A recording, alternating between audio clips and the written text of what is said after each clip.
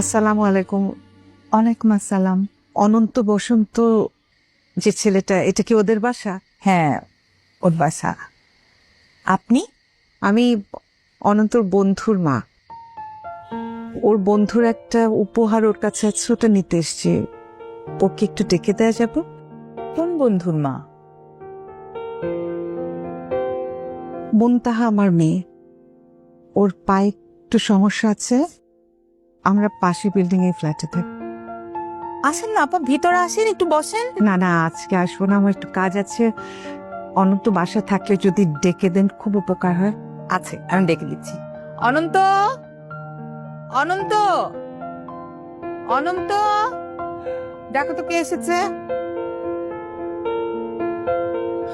আসসালামু আলাইকুম আন্টি। ওয়ালাইকুম সালাম। বাবা, শাড়িটা দাও। মুনতাহা মন খারাপ করে থাকবে, সেটা আমি চাই। অবশ্যই aunty, second.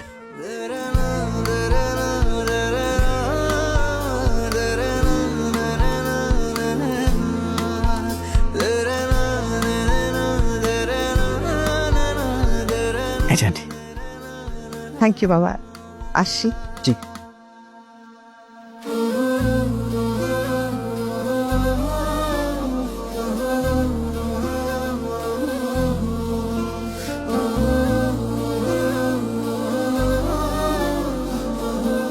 Happy birthday to you.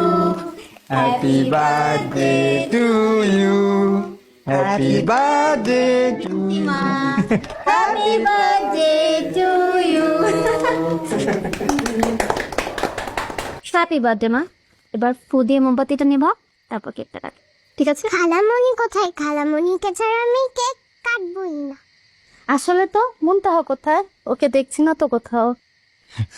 আরে স্মরণ হয়তো এখানে আসতেছে না, বুঝেন না, বড় বোনের এখনো বিয়ে হয় না, এদিকে ছোট বোনের বাচ্চার জন্মদিনের কেক কাটতেছে।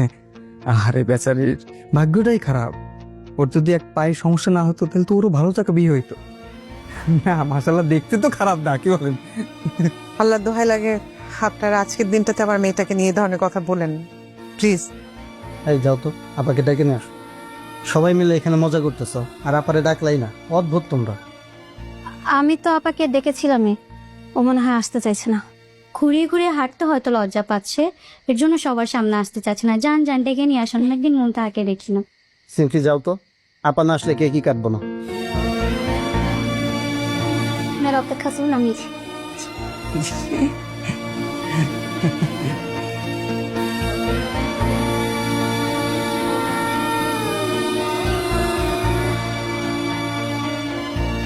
আপা চল না, সবাই বসে আছে, কেক কাটতে হবে না?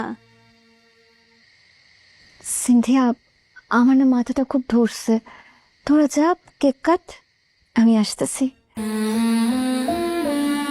ঠিক আছে, তবে আপা তুই হচ্ছিস আরেক নাটক, সবসময় যে তোকে এত তোষামদি করতে হয়।